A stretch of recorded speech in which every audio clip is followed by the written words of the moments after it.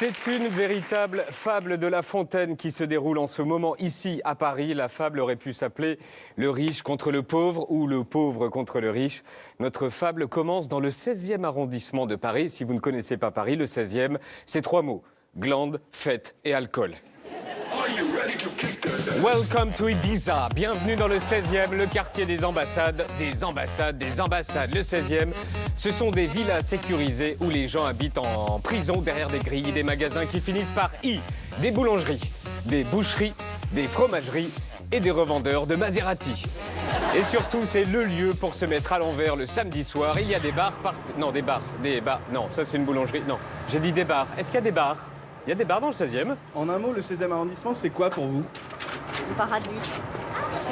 Le 16e, c'est le paradis. Mais depuis quelques semaines, si on tend le micro en posant cette même question, on peut avoir aussi ce genre de réponse. Il n'y a pas de trucage. Bonjour madame. En un mot, c'est quoi le 16e pour vous? Le 16e, ça devient de la merde. Wow! Mercredi, mes oreilles. La raison pourtant de vulgarité est simple. Il y a 80 centres d'hébergement pour SDF à Paris. 9000 places dans toute la ville de Paris.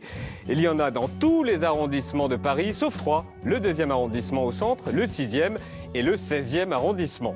Et la mairie de Paris a autorisé l'ouverture d'un centre d'hébergement pour SDF ici, entre le périph' et une route dans le bois de Boulogne, en bordure du 16e arrondissement.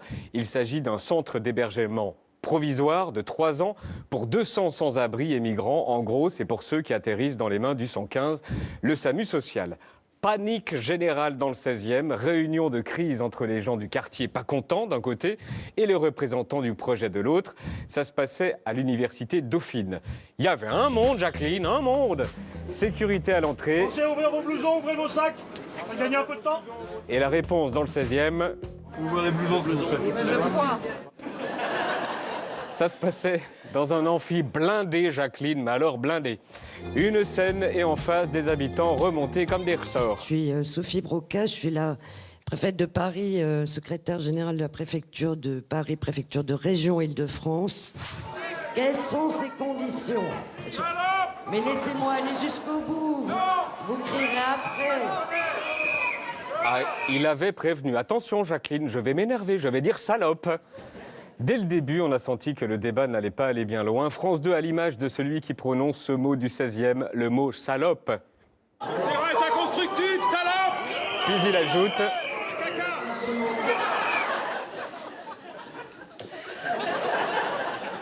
brosse à caca.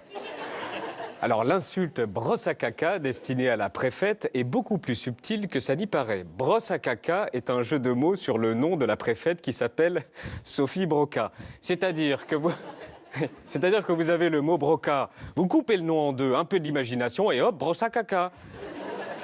Bon, on va très vite passer sur le débat, qui, vous le comprendrez, était un peu stérile. Alors, ces 30 000 personnes, nous les mettons à l'abri dans des centres d'hébergement d'urgence.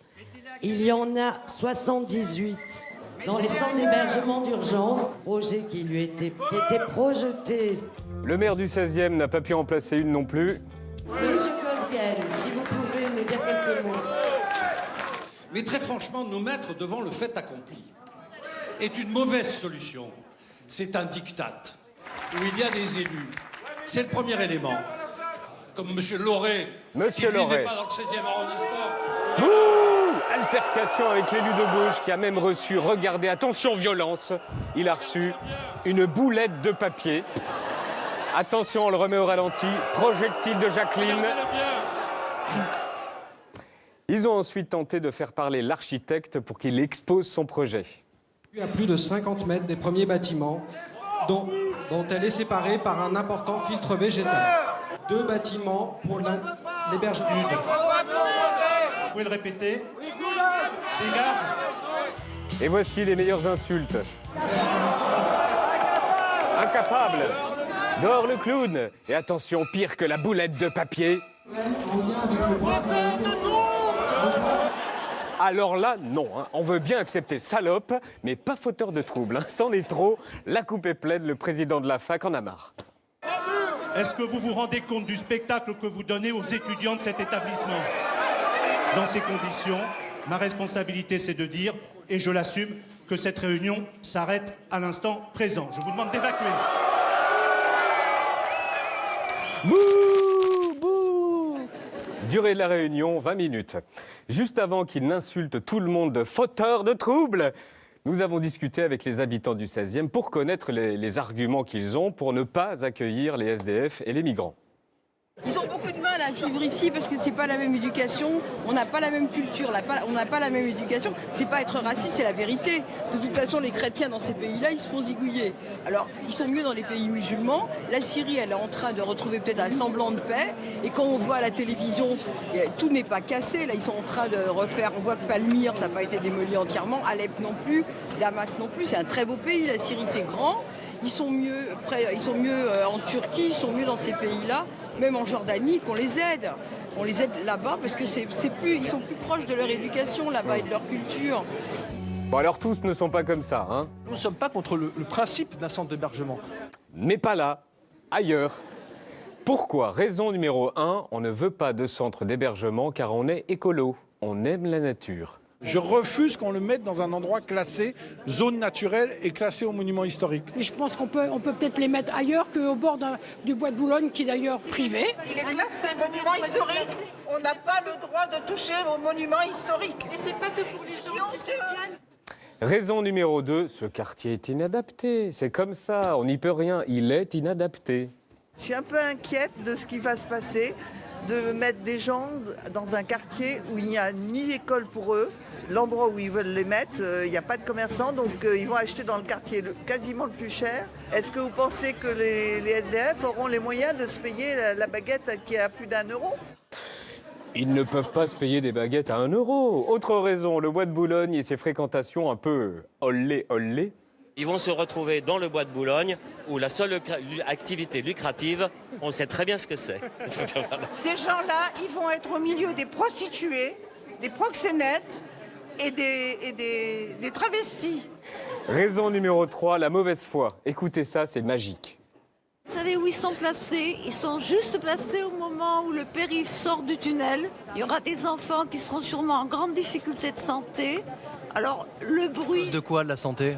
Toute la pollution qui sort par là. La deuxième chose, c'est qu'on s'est engagé à ne pas couper d'arbres. Je trouve ça très bien. Mais les maisons qui construisent pour eux, enfin si on peut appeler ça des maisons, sont juste à ras des arbres. Il n'y a pas beaucoup de tempêtes dans Paris, d'accord?